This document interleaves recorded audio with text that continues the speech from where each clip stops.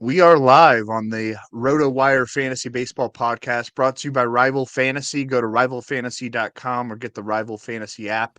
Today is Sunday, May 14th. I'm Drew Silva. With me here is Chris Crawford. On this episode, we're going to cover some individual risers and fallers from the weekend, players who showed something encouraging and others who did not. And we'll talk some FAAB and waiver wire targets to round things out here on Sunday afternoon. First, let's jump into some headlines. The lead story from Saturday, it might be the Wilson Contreras situation, maybe because I'm a Cardinals fan, and I know you guys touched on it a bit on your Saturday show, but man, what an odd turn of events. So I guess for people unfamiliar, last Saturday, manager Oliver Marmol came out and said that Contreras would no longer be catching and would be moving to the outfield and DH. Mind you, this was or is less than a quarter of the way into the first year of a 5-year, $87.5 million deal to be the replacement at catcher for Yadier Molina.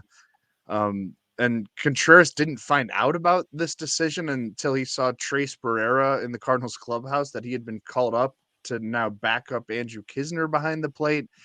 The next day, Cardinals president of baseball operations, John Mozeliak, does an exclusive interview with Ken Rosenthal and Katie Wu of The Athletic to kind of get the message out there that Mozeliak says Contreras would not play the outfield. He would DH, and that they wanted him to return to catching eventually. It points to a bad disconnect in communication. A franchise used to succeeding that is not having success and seems to just be panicking. Reading between the lines of everything management was saying, and even what the Cardinals pitchers were saying, I think Jack Flaherty was pretty blunt about it. There were problems with Contreras' preparation before games. I think that was an issue at times with the Cubs too, that maybe he didn't put in, the off-field sort of game planning work that is necessary to play that position. But also the Cardinals, I think, should have known about maybe his reputation. They gave him that money. Their pitching staff is poorly constructed too. So it's like, we're going to blame this guy. It felt like a weird blame game from my outside perspective. Anyway, 1 week later, the Cardinals announced that Contreras will return to catching this coming Monday. So, okay, I don't know what happened in the last week. Maybe they won some games and they just feel better about it now. I think the whole story just reflects very oddly on what has been an odd start to the 2023 season for the Cardinals. They have won 5 of their last 6 games. Could pull off a sweep in Boston on Sunday Night Baseball. Contreras has been a key contributor offensively. Nolan Arenado's getting it going finally. Nolan Gorman continues to be a monster. It'll be nice to be able to slide Gorman back into the DH role so that he can be an everyday player and not play second base because he's not a very good defender. That's the role that Contreras, I guess, has been slated to occupy. But again, returning to the catching position, I still think the pitching is a problem. Will continue to be a problem. There's like no easy solutions for it, but only 7.5 games back in an awful National League Central, despite being 10 games under 500. The Pirates have quickly regressed. I think we all knew that was coming to some degree. The Cubs are better, but not great. I guess it wouldn't shock me if the Cardinals get back in there and make this the 2-team race that we thought it would be with the Brewers for the division titles. The Cardinals somehow figuring out their rotation on the fly. They like to do those mid-season trades for like veteran pitchers. It'd be nice to be able to do one of those right now. Maybe I'm wearing Cardinal red colored glasses on that. But I don't know. Winning games solves a lot of problems, and there was a lot of dunking on the Cardinals going on early in the season, and rightly so. But I don't know. You win 5 of the 6, and all of a sudden everything's better. I don't know. Would it shock you? Would it shock you if they make this a race? No, I told Ryan that I still think this is the team that'll end up winning that division, and it's more insult to the other 4 teams than it is compliment to the Cardinals. Like, all due respect, I do like that St. Louis lineup an awful lot. I think there's some interesting arms in the bullpen, and I think once Matthew Liberatore joins that rotation, I'm a big Liberatore fan and have been really impressed with what I have heard from scouts. But like, the good news is all this Contreras mess doesn't really affect fantasy teams, right? Like he's been a solid, if unspectacular option. Hasn't really gotten the slugging going yet, but getting on base at a nice clip, hitting for well enough of an average to be your catcher number one. By the way, I do have to say we did skip over the biggest story. Happy Mother's Day to all the mothers out there. Come on, Drew. Come on. As the host, that should have been the first thing that came to your mind. Happy Mother's Day to my mom's mommy. Out of town. Oh, yeah. Well, that's a good, nice present. Is she doesn't have to see you. That's a pretty. I'm sorry, that's the meanest thing I've ever. What said the heck, man? What was that in the entire world? My mom's out of town, and my wife's mom is out of town. So there's this awesome bakery down the street that does these like Mother's Day quiches. So we just got one for ourselves. What flavor? It's mushroom and spinach, and like a ton of cheese. I think a Swiss cheese. That sounds really good. But yeah, ultimately Contreras on like a pastry crust. Yeah, let's talk more about quiche. That's no, totally. I'll start a quiche podcast with you at this very moment. But ultimately, I think Contreras is going to be fine as a fantasy option. He's a flawed real life player, and I think the Cardinals probably should have done a little more research into this. It was very funny seeing Ryan's reaction when that news happened while we were recording the podcast live. And I don't blame him for just being a little flabbergasted. I'm not sure if Ollie Marmol is great at this PR stuff, to be completely honest with you, Drew, because the way he handled the Tyler O'Neill situation and the way he's handled this has not been necessarily the best of the situations. Unfortunately, I want to talk to you about some bad news here. Nick Lodolo is going on the injured list with his left calf injury, was examined in Cincinnati, got scratched basically right before Ryan and I started recording. They're saying it's going to be about 4 weeks that he's going to miss. Now, look, Lodolo has been hit and miss this year, as a lot of first full year starters have been. It's seen some swing and miss, but also dealing with a very poor pitcher's park. I've been more encouraged by what I've seen from Lodolo than discouraged, to be honest with you, outside of a few of those clunkers. But unfortunately, for at least a week, you're going to have to find a replacement. I imagine they don't need a fifth starter for a little while. I just did the news on this this morning. I imagine Levi Stout is going to get a chance to make some starts for them. Not a huge fan of that guy from a fantasy perspective. A chance to be a decent real-life pitcher as a multi-inning reliever, I think, but not really someone I'm considering for fantasy purposes. There are a bunch of AAA guys in Cincinnati that I am considering for fantasy stuff, but none of them are pitchers right now. But Lodolo is this is a bummer, and you're going to have to look for a replacement for at least probably the next month. Yeah, and I think Stout's probably just going to get one turn, assuming this is, just a 15-day IL. Oh, no, they're saying now that it's going to be at least a month. That happened right before. Oh, really? I didn't see that. So yeah, David Bell came and told Charlie Goldsmith of the Cincinnati Enquirer that he's going to be out for at least a month while he recovers. So they'll have to make an addition, and I imagine Stout is going to be that guy. Connor Overton was placed on the 60-day injured list, so that's not a realistic option. Justin Dunn, I've heard nothing about in a very long time, so that's not happening. He's just disappeared. Man. He's disappeared. Yeah, it's unfortunate because he's a guy that I really liked. Part of the big Jared Kelenic, Edwin Diaz trade that we probably need to band shoulders. Revisit. Yeah. Oh man, band shoulders 2023, 2024. But yeah, this is going to be a little bit of a long-term thing. I imagine Stout gets that first shot at the rotation spot, but he's not somebody that I'm really looking to acquire. I'd be looking at the waiver wire for sure. That's weird. I'm surprised by that timeline just because they delayed the start 2 days. He was supposed to pitch Thursday against the Mets, right? Or against the Marlins, it was against the Mets, and then he was going to face the Marlins. Correct. And then I guess further testing, or he tried to throw and maybe re-aggravated it or something. I guess I wasn't really following that story. While we're talking about the Reds, I think we have to talk about Elly De La Cruz a little bit. He's had just an incredible week, an incredible month so far at AAA. But on Tuesday, he had 2 homers, a double, and it was like a minor league record 3 balls hit. I might not have this exactly right, but it hit over 116 miles per hour exit velocity. I think it was some kind of minor league record. And I think the most impressive thing about that game is in his final at bat with the bases loaded, he drew a walk. And this has been kind of the problem with De La Cruz. Like, obviously toolsy is all get out, but can he draw walks? Can he not chase as many pitches as he had in the lower minors? And I was pulling up his game log. He has 10 walks over his last 5 games, 2 strikeouts. Like, just super encouraging stuff. And you and Right. I talked about him at the beginning of the year. We were thinking, all right, maybe late 2023. Maybe this is probably more of a 2024 guy. Sure. I don't know, man. I Yeah. guess the Reds aren't really playing for. It's a terrible division. I think he's Yeah. coming up this summer. Is that like? Nope. I don't know. Yeah, I think this summer is absolutely happening. Now, look, I do a list every Wednesday for RotoWire called Imminent Arrivals, and it's my top 10 prospects for redraft leagues. And I have Jordan Walker in the number 1 spot right now, and I have Cruz in the number 2. I think that might be changing, and it has nothing really to do with what's going on with Jordan Walker. It has everything to do with the fact that Elly De La Cruz is just a special fantasy prospect. Like, he can do a little bit of everything. He can hit for average, he can hit for power, he can steal bases.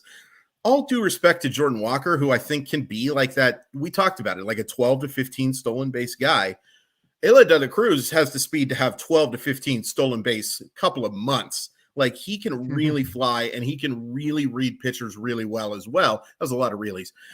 I'm a big fan. The only thing with me is that there is, as a guy who is built more like a shooting guard than a shortstop, there is length to his swing. It's very similar kind of to O'Neal Cruz, where because of his size and because of the length of his levers, there's going to be issues with contact. But he hits the ball so flipping hard, I'm not sure it matters, Drew. Like, there is so much fantasy upside with him. So I think Walker has the higher floor. De La Cruz has the much higher ceiling, with all due respect to Walker, which is such a weird thing to say about a 20-year-old who had success in the major leagues. I do think he's going to play this year. I think that Christian Encarnacion Strand is going to get a chance to play this year and have some fantasy relevance. And I think Matt McClain is going to have a chance to play this year and have some fantasy relevance as well. All guys that I'd be considering. But if you're talking about like adding a prospect right now just to stash with no guarantee of a certain timeline, I think De La Cruz has to be at the top of the list right now. I mean, he just had like a string of, he would strike out at least 2 times, sometimes 3 times a night in April at AAA. But I don't know, maybe it's a fluke. We're dealing in a small sample size, but what he's like turned it around so far, man. He doesn't have a strikeout in his last 3 games. And it's worth pointing out, sorry to interrupt, that this was a guy who missed time at the beginning of the year with a hamstring injury and didn't get a chance to play a bunch of extended spring training stuff. So there was some timing issues. This is not in my personal opinion, 180, 200 strikeout guy, the way that Nelson, the way that O'Neal Cruz could possibly be. This is a 150 to 160 strikeout guy for sure. You'll take that.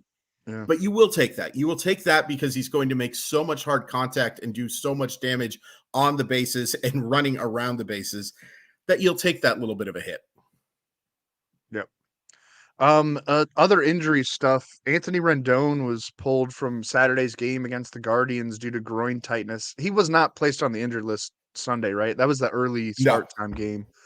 Correct. Against Cleveland. So that's good news for now, but still kind of up in the air as to how much time he might miss. Calling it day to day for the time being. Rendon's interesting, man. It has not hit for much power at all this year. 1 home run through 130 plate appearances, but a 301 average, a 415 on base percentage, 20 RBIs, 19 runs scored in 30 games. So hasn't been like totally unusable in fantasy, providing coverage in certain categories, and was a value, I think you could say, in drafts. An ADP of 211 on Yahoo, right around pick number 200 across most sites. So yeah, hopefully this groin issue proves to be a minor blip and Rendon can start contributing some homers as well. He's still batting clean up. You like to see that behind Mike Trout and Shohei Ohtani. Good spot to compile counting stats, even if he doesn't give you the raw individual power numbers. But I don't know, looking at the StatCast data, his average exit velocity is fine, 74th percentile. The max exit velocity is not. And I don't know, this early in the season, I think that could be kind of a fluky thing, just not catching the right pitches at the right time to drive them over the fence. if he stays healthy, he's been hitting the ball with authority, and I think he will do that more and more as the season rolls along. Again, health permitting. We talked about him as one of those players who was drafted. We named some players who were drafted outside the top 200 who could contribute top 100 Sure. value. If he keeps contributing with the rate stats, I mean, gets on base like he did when he was an MVP candidate, and the homers will come. I mean, everything else has been there and should be there again as long as the health cooperates. Yeah, I mean, the biggest concern here, unfortunately, is that Rendon's health has been an issue in the past. And while this is different than the issues I believe that he's had over the last couple of years, it's still something that is like, can this guy stay healthy? By the way, his comments about never being a power hitter, I thought were kind of laughable. He was absolutely a power hitter not that long ago. I think Anthony Rendon just might like being a contrarian, if I'm being completely honest with you. But yeah, this is, I still have high hopes for Rendon, but you got to pay attention to this situation because, look, this is a guy who just flat out hasn't been able to stay on the field as of late. Something that broke just before we were about to start recording, AJ Puck. So was announced that he was dealing with dead arm, which is always concerning. Unfortunately, dead arm has gone to injured list stint, and it's to do with elbow nerve stuff.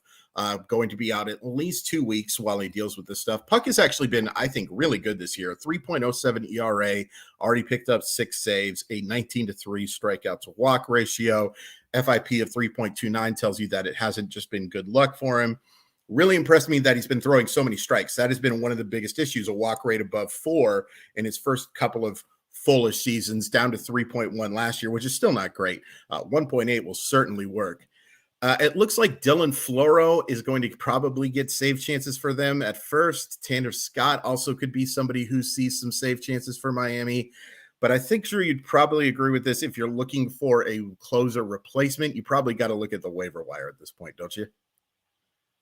Yeah, I mean, Floro's out there in some leagues, and I know he hasn't been he's been fine this year. I mean, the control's been really good. I think he took a loss or a blown save, was out on Friday night. But I think he's their best option. Like, they could try the Matt Barnes thing, but I don't think they will. Braziban's been all right, but I think if Floro's out there, I'd pick him up right away. But I don't know. It's the Marlins.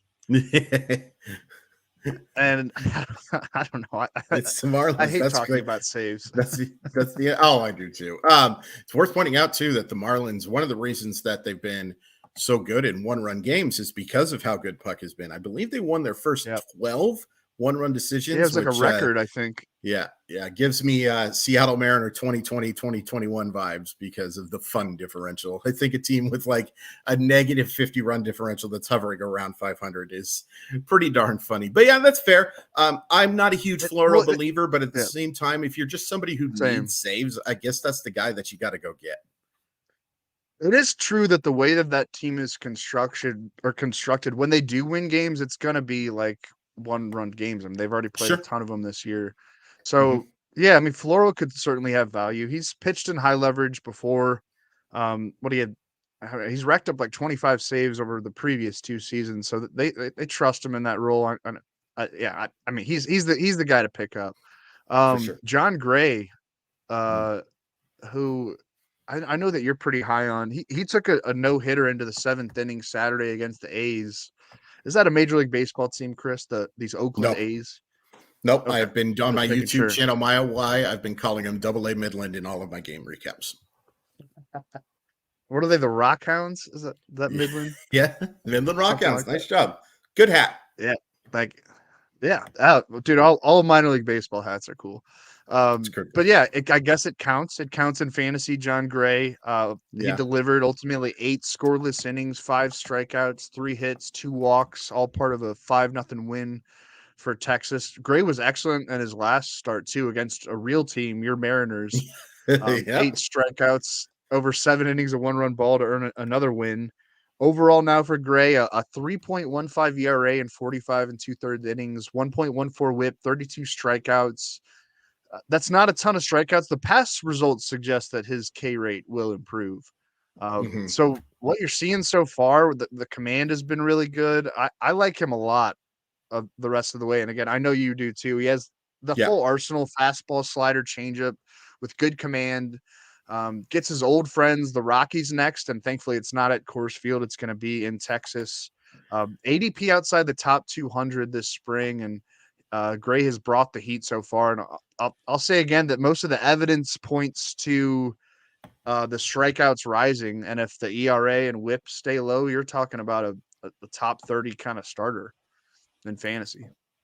Totally possible. And I think Gray was actually pretty solid last year as well, and kind of got lost in the shuffle a little bit. Again, limited to just 127 innings, has not reached above 150 innings. It got to exactly 150 in 2019, just 172 in 2018 as a career high. So look, not the most durable guy, and has already dealt with an injury once, but all the stuff is here for him to be a frontline starter. And I like the Rangers, Drew. I think there's going to be a lot of win chances for that team. The fact they're playing so well without Corey Seager and Jacob deGrom missing time as well. Have they taken advantage of the fact that they've got to play Double-A Midland a few times? Yes, that is obviously going to help them. But they've looked good. Like, the eye test for me passes with the Rangers. They have a complete lineup. The bullpen isn't my favorite, but Will Smith's slider has been really good. He can be that new Mark Melancon type of closer guy, and there's some hard throwing guys in between them. If I was going to make a bet on who I think is going to win this division right now, I think I'd probably go Texas, partially because the odds still haven't completely shifted in their favor. As much as I like the Astros and the Mariners are playing better, I really, really like Texas. I liked them before as a playoff team. I kind of like them to win this division right now, Drew. Yeah, the Astros are just kind of feel off this year. Right. And I mean, they've had some bad injuries and bad spots. We'll get Jose Altuve back soon. What did he start, a rehab, or he's about to? He maybe? did. He started a rehab on Friday, went hitless in that first game. He said his timing's off and all of that, cliche. But that's a big return, man. All due respect to Mauricio Dubon, but Mauricio Dubon is a perfectly cromulent utility guy that you want on your roster. You don't really want him hitting at the top of the lineup when you have a guy who, if not for some stuff, might be a Hall of Famer someday. I think that's a pretty big return for them. But I think, they just feel off. Dusty Baker insisted on batting Jose Abreu cleanup for the first 6 weeks of the season. He finally dropped him. I think that was Friday.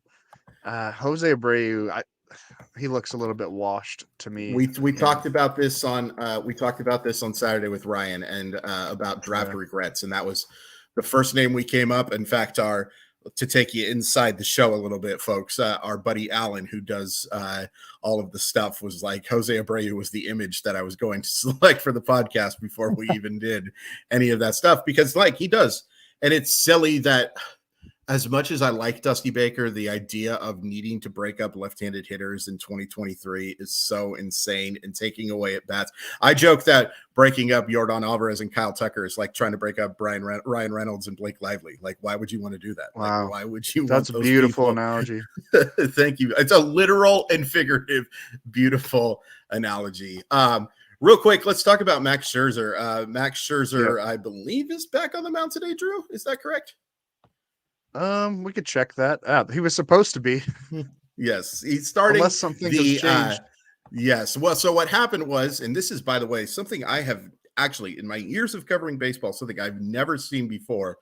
I have seen lots of games get suspended. So Saturday's game between the Nationals and the Mets was suspended, but the Nationals started Joey Lucchesi on that Saturday game, and then optioned him from to AAA, even though that game is still happening right now, which I did not know was something that you can do. So he was optioned. I didn't know you could do that either. We are learning stuff together, my friend. He was optioned down. So he's going to start the second game of that doubleheader when that game finishes. But I thought that was fascinating. As the 27th man or something? Oh, no, Scherzer you're talking about. Okay. No, I'm sorry. They optioned down Lucchesi, and they called up a reliever whose name escapes me now. It was a long day, Drew. And then Zach they don't Muckenheim, get a 27th man, right? Wait. They do. Zach Muckenheim will be the 27th man for the game once it starts, but Lucchesi was able to be optioned down. I don't know how that's legal when the game is actually still going on. It seems like a pretty massive advantage to be able to do that. Right. But anyway, Max Scherzer will Does be he get a starting game the second check? game. I hope so. I really hope so. I really do. Max Scherzer, I think, is going to be fine. I know that this is like only his second start since April 10th, and he did deal with the suspension, and he is no longer a spring trick, and he's almost as old as Drew. And I actually think he might be a little bit older than you, Drew. He's definitely not as old as me, but it's somewhere in between the two. I know that there's some concerns with all of that stuff. I still think Max Scherzer is going to be an excellent option for the remainder of the year. Yeah, I mean, I have concerns about him. Sure. He's already kind of complained about the pitch clock and then it doesn't really work for him. But what are you going to do? You're going to start him every time he's listed as a probable start. So, right. You know, and I'm sure he's going to have some dominant games, and then there's going to be times where he doesn't pitch for a little bit. That's kind of the nature of the beast with Scherzer right now. That covers most of the big weekend storylines. We'll do our 3 up, 3 down from Saturday and talk some waiver wire targets. First, a quick commercial break. A new MLB season means it's time for a new kind of daily fantasy baseball. Rival Fantasy is the fantasy platform reinventing the way daily and weekly games are played, and they've brought new games to the ballpark this year that fantasy players won't find anywhere else. Rival Fantasy's games include Fantasy Bingo, head-to-head player challenges, and Fantasy Book, where users can select over-unders for 2 to 5 players. With games like this, daily fantasy has never been better. Right now, RotoWire listeners can get a $50 protected first play. That means if you win your first play, you keep your winnings. But if you lose your first entry, Rival Fantasy will fully refund you up to $50. Go to play.rivalfantasy.com/sign up and use code RotoWireMLB at sign up and deposit a minimum of $25 to get your first entry on Rival protected up to $50. Now's the time to step up to the plate and become a Rival today. Welcome to the arena. All right, we do this every Sunday where we do a 3 up from Saturday, 3 individual performances that stood out to us from Saturday, and 3 that did not stand out to us so much. That was really good work of the English language. I loved it. I'll start it off with, thank you, with Alex Kirilloff.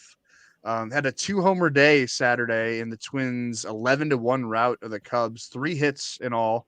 Both of his homers were solo shots. One was 382 feet over the left field wall, the other 422 feet to straightaway center. Kirilloff's always been a really solid hitter, was a fairly exciting prospect because of that hit tool. And maybe now we're seeing him really put it all together because that nagging wrist issue might finally be in the rear view. Like that wrist had been playing him for multiple years. Like I think it goes back to 2020 even. Had surgery on it last August. It seems to have taken effect, that's why he spent all of April on the IL and then got sent to AAA St. Paul at the beginning of May. But since his promotion on May 5th, Kirilloff has gone 7 for 16, a 438 batting average. He's drawn walks and connecting on balls with authority like he did on Saturday. Is it an overreaction to say he should be a starting outfielder in even like 3 outfield fantasy leagues? I think definitely in a 5 outfield league, but we're seeing and like what the prospect pedigree tells us, and now that he finally has good health, I think this is all fairly legit. That it was just the injury that had been holding him back. He's hit cleanup a few times. He jumped to the 2nd spot in the lineup Saturday. I think he's up there again on Sunday too. So you like the way that the Twins are trusting him. He's been an everyday player. There were times when they were kind of platooning him, but I think he's established himself as a guy that's going to be in a prominent lineup spot for Minnesota moving forward. Yeah, I'm a big fan of Kirilloff. I will say we have seen flashes like this before, and it hasn't all been injury stuff. There have been issues with him making consistent hard contact, and that's true for a lot of hitters. Alex Kirilloff is still a pretty young guy. He would be younger than a few top prospects, really. I like him going forward. It's interesting, Drew. Right before I started recording, somebody asked me whether or not they would rather have Kyle Manzardo or Alex Kirilloff in fantasy dynasty league. I went with Kirilloff, but I think that one's pretty close, don't you? Yeah. I'll go with Kirilloff, man. I think he's like a really legitimately solid. And this is not, I mean, we're not stupid enough to just overreact to 1 week of like fine production. I think, I mean, we've kind of been waiting for this, and there have been spurts, there have been flashes with him, but I think that now that he's healthy, like there's a lot of reasons to be excited about what he can do. Yeah, from a fantasy perspective. Yeah. And speaking of excited from a fantasy perspective, and I got to be honest, as a Mariner fan, exciting for me in real life, Bryce Miller has looked fantastic. Now, look, one of those starts has come against AA Midland, and the Detroit lineup is not exactly murderer's row either. But 7 innings of shutout baseball, no walks again. He is one elite take from Kyle Tucker on a 3-2 pitch from having no walks in any of his starts. And that's what's been the most exciting thing for me because, look, he didn't exactly have a ton of strikeouts, but he took advantage of a very aggressive Detroit lineup, which is like the patience in that lineup is just disgusting. There is nobody on there that's going to work walks. With all due respect to Miguel Cabrera now, it's just really bad. But Bryce Miller threw 82 pitches for over 7 scoreless innings. I really thought he had a chance at the Maddox. Like I was a little surprised that the Mariners pulled him, but he's looked great. The Mariners do offer, I think, win chances with a inconsistent but talented lineup and a very good bullpen behind him.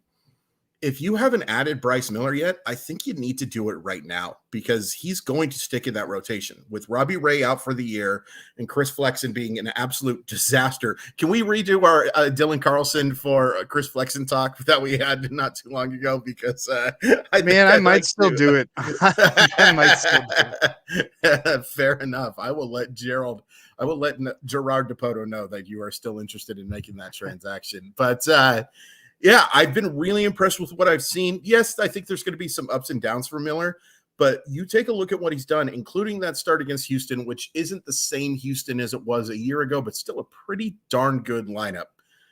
I don't see how you can't be adding Bryce Miller to your fantasy roster right now. It's he's at Atlanta next, so that's a pretty tough test. Yep.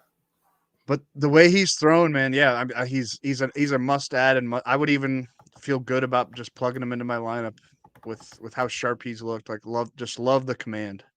Diamondbacks real quick outfielder. Yeah, go ahead.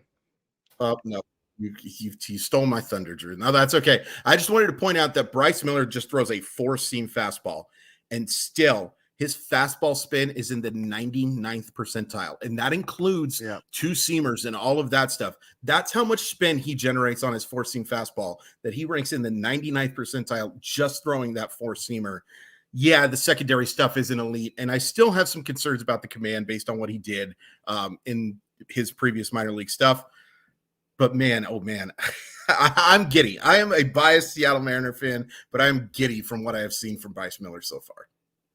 I mean, there was a little bit of chatter about like him possibly opening the season as their 5th starter. Mm-hmm. You know, like absolutely. They've got other options that are. I mean, they have a lot of intriguing like knocking on the door major league ready arms. Like maybe not aces, but just very. Yeah, I think Emerson Hancock struck out 10 yesterday. Taylor Dollard's an interesting arm. There's a lot to like about that. Yeah, Dominic Fletcher. A Diamondbacks outfielder, if listeners are unfamiliar, he had a bases clearing 3-run triple and a 2-run homer in Arizona's win over the Giants on Saturday. And I'm going to be honest with you, Chris, as much as I talked up the Diamondbacks going into this season, loved the over on their win total, Fletcher was not really on my radar as like being a big part of that. He had a decent showing in the minors last year. It was a 2nd-round pick in 2019, but not like a mega prospect at age 25, but got off to a great start this year at AAA Reno, and now pretty much getting everyday looks with the Diamondbacks, taking full advantage of that opportunity. Alek Thomas has struggled. Jake McCarthy struggled his way into a demotion. So here comes Fletcher, now with a 462 batting average at 1231 OPS through his first 43 major league plate appearances. That's a small sample size, but it's not that small for what those numbers look like. I think we would both comfortably say that regression is coming in a major way, but Sure. the way it's going right now, if you need outfield help, like ride the hot hand and make an ad with Fletcher. Still available in a lot of leagues and a good line on continuing to get regular at bats for a while. If he does cool off, the Diamondbacks are a team with a lot of options for where the position that he plays. Mhm. But for now, like, yeah, he's been an everyday player for them for the last week or so. And I'd pick him up if you need outfield help. And not like a ton of raw power or speed, but he'll fill up box scores with hits, or at least that's what he's been doing so far. Yep. We love our short kings, Drew. We love our short kings. Yeah, And that's 5'6", 100 and whatever pounds, he definitely qualifies for that. One thing I think Fletcher has going for him is he's a really good defensive player. And the fact that he can go get it in the outfield is going to give him a little extra run. The other thing that's going to give him extra run is just the fact that Alek Thomas is not going to play against left-handers. They have flat out said this is going to be a platoon situation. And look, Fletcher is technically on the short end of that as a left-handed guy himself, but a swing that's kind of conducive to make contact against anybody. You know what I mean? Not a guy like Alek Thomas who, it's not the long levers of Elly De La Cruz that we were talking about, but there is a little more length to that swing. There's a little more issue against sliders, against same-handed pitching. I think that he's a better real-life option than a fantasy one, if I'm being completely honest with you. But if you're just looking to ride the hot wave and you're looking for a guy who's going to be in the lineup pretty close to every day right now, which is so weird to say considering Arizona's outfield situation. Like, who the heck could have seen? Like, Dominic Fletcher was ranked as a top 20 prospect. He for a good reason, but he looked more like that high floor guy who was going to be a fourth outfielder, real life value over fantasy. There's a chance he's going to provide some fantasy help this year, which good for him. We love our short kings. Should we get into the guys who are not so good on Saturday? Yeah. Let's do it. I hate it, but Sandy Alcantara, man, it's the good news here is he does get the 7 2/3 innings. The bad news is it's another really disappointing start from a guy who just did not have these in 2022. Baseball is not a fair sport, but we're talking about 7 2/3 innings of, I believe, 6 runs, gives up a bunch of hits. And Drew, he just doesn't look comfortable on the mound to me. Like, he looks visibly frustrated with what's been going on. And, some of that has to do with the fact that I think he was so good last year. But at this point, I'm a smidgen concerned about Sandy Alcantara for the rest of the year. Now, by concerned, I mean, if I took Sandy Alcantara, I probably had to take him with like a top 25 pick, right? I don't know if I'm going to get that kind of return for the rest of the year. It might be closer to like top 50, top 60 return, which is still good for a starting pitcher. Yeah. I have real concerns, though, that we're going to see the Sandy Alcantara that we saw for most of 2022. I mean, he was so dominant last year. You had to know that, like, he was going to take a little bit, some regression, just a natural step back. I mean, what are you going to do though? It's not at all like the Scherzer situation, but he's a guy you plug and play in your lineup and you keep him there. And I think he'll be fine. Did you watch much of Yuri Perez's debut on Friday night? I did. I was actually very impressed by what I saw from him. And by the way, me too. I have been super cold-hearted about the video stuff about like the call-ups and like all of that crap. I think most of it is fake, but seeing Alcantara actually call Perez to tell him that he was called up, that got me real good. That was amazing to see. But yeah, I think Perez picked him up from the airport too. Yeah, that's so amazing, man. He's clearly a really good dude and clearly a really good pitcher. And it's worth pointing out, he threw 8 1/3 innings of 2-run baseball in the start before that. But there have been just too many clunkers for me to be super confident. If somebody's offering me a really good return for Alcantara right now, I'm taking it because I just don't think that we're going to see the same results. But to answer your question on Perez, go get him. Like, this is a legit fantasy option. Dude, he looks the part, man. Oh, he does, man. Like, it's so amazing too. Like, he went from, I joked with Ryan, he had his David Robinson thing where he went from being like a 6'3" guy to a 6'8" guy in no time flat. My only concern, and I brought this up with Ryan as well, the Marlins are certainly going to manage his innings. He's a 20-year-old. There are going to be skip starts, and you're going to have like 80 pitch games too. sometimes 70 pitch games, which will only lead to 4 or 5 innings. So not a ton of win chances. We kind of talked about the Marlins not being a great win team anyway. I still get him because I think the rates are going to be fantastic. Yeah, I mean, he had 260 strikeouts in 186 minor league innings, and was still kind of growing into his body. And I think he can just keep getting better at, like, what is he, 6'8", 220? Yeah. You know, like he's got the body to be like an ace. And I know maybe sometimes we look too much at that stuff, because then there are short kings. There's plenty of them that succeed as pitchers, Tim Lincecum. But just I don't know. He just looks the part. I'll say that. I think he's going to be really good for a really long time. Real quick, you can only have one for this year: Yuri Perez or Grayson Rodriguez. Oh man, that's a stumper. I'm gonna go with Yuri. Grayson Rodriguez is built up so much more. I think he's really wild. He's going to give you more innings. I think Perez is going to be better. I think it's pretty close. I'm going to go Perez. Close. Yeah, I was going to ask you. You could only have one between the 3 long term between him, Painter, and Perez, but we'll keep it for 2023. And by the way, I think long term, I would still probably have Rodriguez, just because I think he has the most complete stuff of those guys. Yeah. But Painter's really interesting. Hopefully we get a chance to see him pitch. There's a lot of really good young talent in baseball right now, man. Yeah, the Phillies have really slow played the Painter situation, and rightly so. But I think he's like about to start getting on a mound down at their spring training complex, and then he'll head to Double-A. I don't know if we're going to see him that maybe at the end of the year, maybe like even in a relief role or something. I think that's what it'll be, is a multi-inning relief role. But that's the reason why I'm not holding on to him in fantasy, because if you're playing in just like rate leagues, the strikeouts could be pretty awesome, especially when he's just like throwing maximum velocity at that 6'7" size. But I just don't see any chance for wins or saves, and that's kind of what you need for fantasy baseball.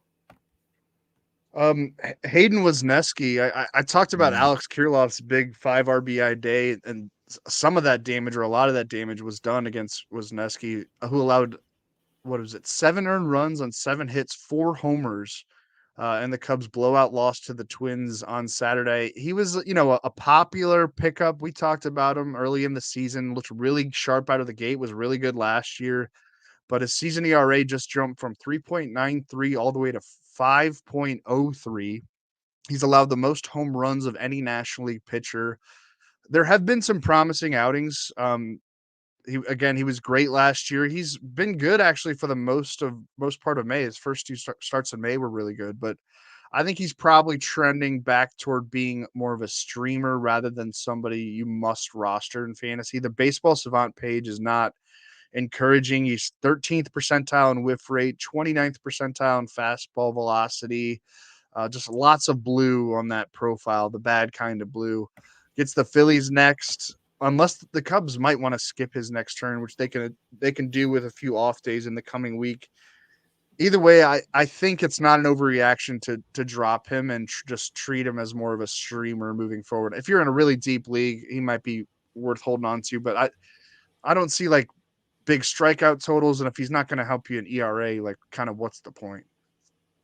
This guy has an expected batting average on his 4-seam fastball of 391 and an expected slugging of 694. Like, his sweeper is so good, it can be an elite pitch. I think he could be devastating in relief, but until he can actually have hitters have a reason not to just not swing at that pitch and sit on the fastball. It's going to be a problem for him. Like, it's just not an elite pitch, not even close to an elite pitch. Everything else here, like the numbers against every other pitch, are pretty good, except his cutter, which again, more fastball than breaking ball, and his sinker hasn't been exactly super bad either. I'd start throwing a lot more 2-seam fastballs and a lot of sweepers if I was Hayden Wesneski. It might be why he ends up being a reliever long-term. And speaking of relievers, I don't like this one. Kenley Jansen's blown back-to-back saves. And the reason why it's so negative for me is the guy just picked up his 400th save, and it was such a cool story talking about being a former catcher who works his way into being a mammoth reliever, one of the best long-term relievers of my life. Like in terms of guys who have just been set it and forget it closers, there's only like 5 or 6 of those guys that I can name that are even in the same breath as Jensen. I think he's been solid for the most part this year, but I have seen some worryful spots, especially, and it's worth pointing out he should have got, as Drew, I'm sure you know, he should have gotten out of that one with a save, if not for a horrific double play attempt to end that game. And, I think he still should have had the blown save because the run scored, but he gets the loss instead. I'm a little bit worried about Jensen, not enough to like completely remove him from my lineup, but if he's been your top closer, I think you're in for a little bit of regression.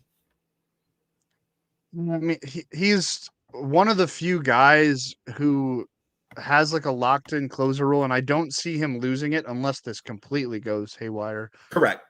So what are you going to do? I mean, I would expect him to bounce back. He's obviously not prime Kenley Jansen, but the Red Sox have played a lot better than we thought they would out of the gate. They should get a little bit healthier here too. I'm going to talk about one Red Sox pitcher that I was pretty encouraged by. Let's get into that. Actually, let's do some waiver wire targets to close out the show. And I'll just talk about James Paxton real quick. Made his first start since April 2021 on Friday against the Cardinals. So over 2 years since his last major league start, and he looks pretty darn good. 9 strikeouts, only 1 walk, over 5 innings, 2 runs, 4 hits. The bullpen blew it. But very positive signs for a guy who was once a top-level fantasy starter with a ton to offer in the strikeout department.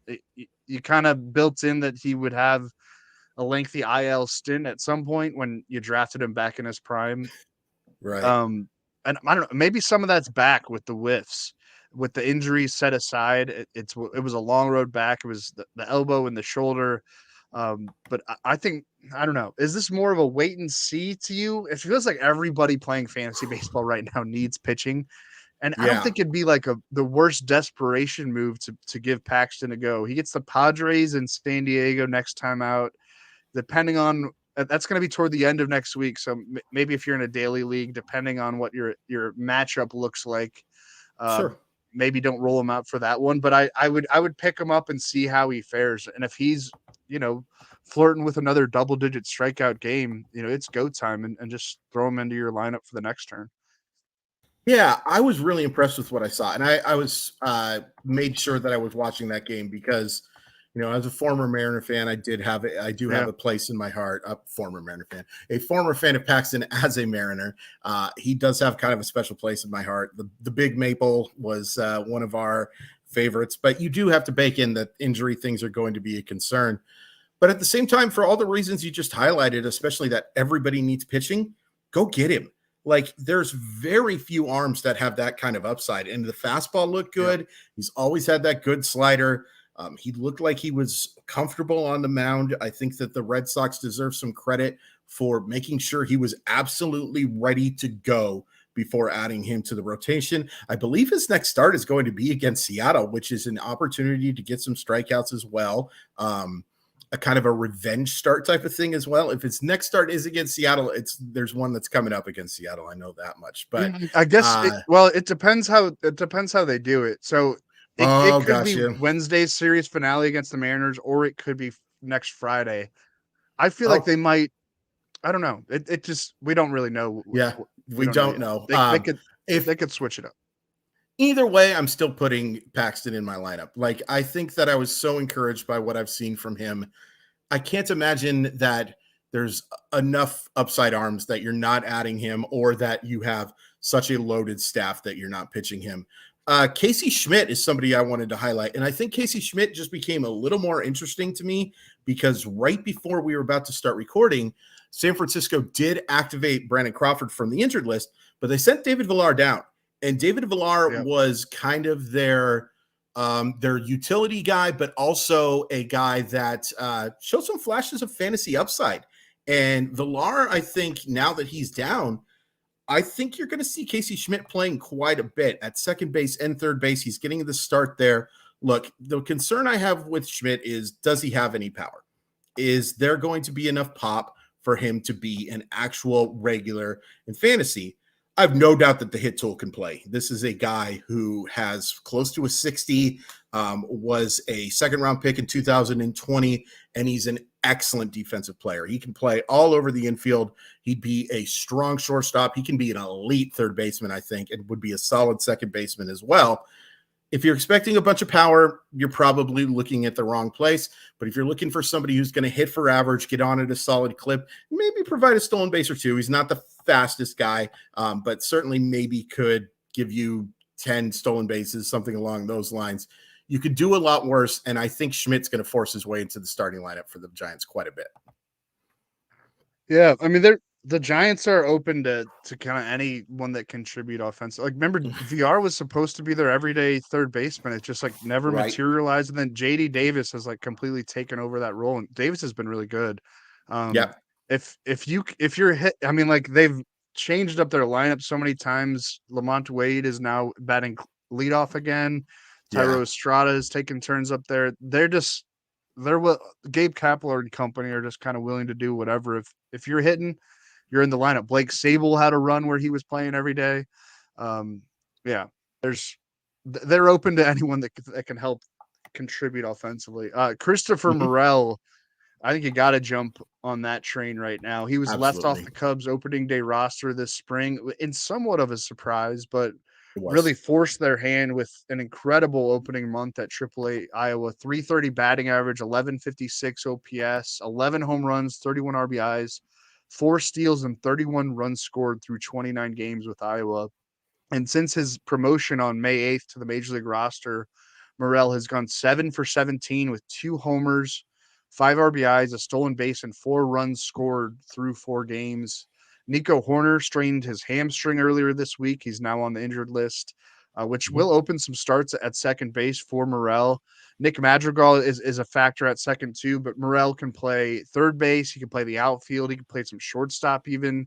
He'll be an option at DH the way he's swinging it. I think he pretty much should be an everyday player for the Cubs, and you love the multi-position eligibility in fantasy. I think he's a really attractive pickup right now. Love the energy he plays with too. I think that works well in like this kind of higher paced environment that we're in this 2023 version of baseball. And he's my niece's Blair. That's her favorite player too, Morel. So nice. I think that counts for a lot. Yeah. It should mean everything in the world. As soon as I find out who my niece's favorite player is, I'm going to add him to my list for sure. It's kind of interesting. Morel just homered off the guy that I want to tell you to go pick up. And by the way, he crushed it. 461 feet. Yeah, today, like literally almost as we were talking, Christopher Morel hit that. You say 461? 461. That is a big boy homer. I did not know that he had that in him, but he does have some power. And I do like that he has a bunch of versatility, a perfect guy to have on your bench or to, put into that corner, middle infield or that utility spot. I like that Morel call a lot. And despite the fact that he's given up this home run, I like Louis Varland a lot. By the way, he's just given up only that hit so far in the start, 4 1/3 innings of 1-run baseball. He's lowered his ERA to 3.86. I am a big fan of the Twins pitching staff, and I've talked about it a bunch. We talk about it every week, don't we? We really do. And I'm sorry. I promise you Minnesota's not paying me. And I can't even think of what Minnesota's cuisine would be that they would be paying me in, but they are not. Don't they have like something like called a hot dish? It's like tater tot casserole. Oh, that sounds good. Tater tot. Have you never heard of that? I haven't, but I have definitely had a lot of tater tot casserole in my life with the meatloaf. I've never had one. It's so good. It's so good. You put that's right up my alley. Put some meatloaf with some sausage mixed into the middle of it, maybe a little bit of pork or like chicken or veal. I'm sorry, folks. It's delicious. Wait, I'm sorry, this is a sidetrack, but you put it in the and then like mix it up and bake it. So you bake it with the tater tots on top of it. Like you mix up. Usually, I think you make the meatloaf and then you cook the tater tots on top of it. It's the way I think I've had it before, but it's really good. It is a staple of the Crawford household. for sure. Back to Louis Varland. He did throw 6 innings of a really good start against the Padres as well. 6 innings of 1-run baseball with 6 strikeouts. Kind of struggled against the White Sox in the start before that, but was also solid against the Yankees. Looks like he's got a good grasp on a starting rotation spot for now. Worth pointing out, there are some arms that could be up to come and replace him if necessary. But for right now, for all the reasons we talked about with Paxton too, go get him, because there just aren't a lot of swing and miss guys that you can go get in the minor league or on the waiver wire right now. I like this comment. Esteury Ruiz will be a first round draft pick next year. Boy, you know what? I can't go that far, but I think he might be in that second, third round area the way he's been. Here's the thing. There's so many stolen bases happening right now, right? So how many stolen bases does Esteury Ruiz have to be better than to justify 100. to be 100 stolen bases? You think he has to be in that range? I don't know. I just think, I know you're being facetious, but I know. I mean, he would have to. I don't know who is like a similar. I guess it's an Adalberto Mondesi kind of comp, where you kind of have to like lap the field with the flaws that Ruiz has as a player. I don't know. That seems a little aggressive to me. It is aggressive, but I will say this.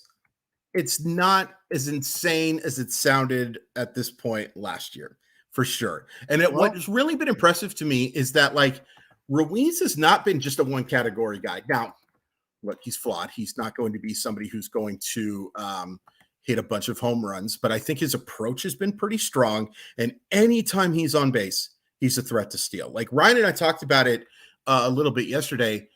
He's got a chance to steal like 80 bags, man. And that's the thing. Sure. So long story short, this is not John Birdie, but I'm not sure that he does enough to be like, I'm taking this guy in the same rounds as Julio Rodriguez and Ronald Acuna and Fernando Tatis Jr. Yeah, that's what I'm thinking. A couple more waiver wire targets. If you need help at first base or a corner infield spot or in the outfield in a deeper league, Nick Prado is an available option who's hitting the ball well so far for the Royals in May. 351 overall average, 975 OPS, 2 homers, 13 RBIs in 17 total major league games this season. He started 5 straight games for the Royals, including on Sunday between first base and playing some corner outfield. They can cycle him in at DH too. Yep. Really good barrel rate. We're talking a small sample size, but the hard hit percentage has been good. He's not chasing as many pitches outside the zone like he did last year when he was a disappointment. Again, it's very early into his most recent call-up, but really encouraging all-around stuff for a 24-year-old who was a top 100 prospect this time last year. I think he's a solid addition in the event that, he figured things out. I don't know if he's going to be eligible in the outfield right away, but he's been getting starts out there. And so, yeah, if you need outfield help or if you play in a league with a corner infield spot, I think he's a guy with the talent that is worth taking a chance on. It's kind of funny he plays for the Royals because he's had a kind of Brett Saberhagen type of career. Like he was drafted as a first round pick and was awful in his first couple of minor league seasons, and then was one of the best hitters in minor league baseball. Him and MJ Melendez were like, okay, this is why we can start getting excited about Kansas City, that Robert Witt Jr. guy. And then he kind of really struggled to hold his own. But we have seen this from plenty of young prospects that it takes time. It's hard. And that's actually the reason why I want to bring up another guy that Uncle Ted brings up, JJ Bleday. JJ Bleday is a guy who, look, I think he was overdrafted. Yeah. Yeah. But I do think he was not a guy who was deserving of a top 5 selection out of Vanderbilt. I think that was a mistake. And yeah, I'm trying not to be too mean to the Miami Marlins. They were not very good at this for a very long time. But that's not Bleday's fault that he was drafted that high. He was somebody who belonged more in the mid-round stuff. I think the big thing with Bleday is he's kind of figured out assertiveness, like not just looking to go up there and draw walks. He put up monster numbers for AAA Las Vegas. And look, AAA Las Vegas, a very friendly hitting spot and probably a better roster than Oakland has right now. But I just had to throw that in there. You're probably right. It's certainly more talented, more upside with Tyler Soderstrom and Zach Geloff and a few other guys. He's a guy I think that you're going to see not play a ton against left-handed pitching because that's not his strength. He has struggled against it throughout his career. But the A's are going to give this guy a chance, and he certainly has power. He appears to have figured out the assertiveness. I think he can have at least a decent little average. Why not take a chance on a guy like this and see if something comes up? Maybe him and Brent Rooker, that are finally getting this chance to get, consistent playing time. Maybe this can be their breakout chance. Not expecting fantasy fireworks, but if you need like a fifth outfielder type, I think you can do worse than this. Yep, I agree. I think that'll be it for us, unless you have any other players you wanted to hit on. Happy Mother's Day. Happy Mother's Day. Shout out to all the mothers. Thanks for tuning in to the RotoWire Fantasy Baseball podcast, brought to you by Rival Fantasy. Go to rivalfantasy.com or download the app to begin playing a far better form of daily fantasy baseball. You can follow us on Twitter. I'm at Drew Silva. Chris is at Crawford_MILB. Stay tuned for more episodes every day of the week. And go Celtics.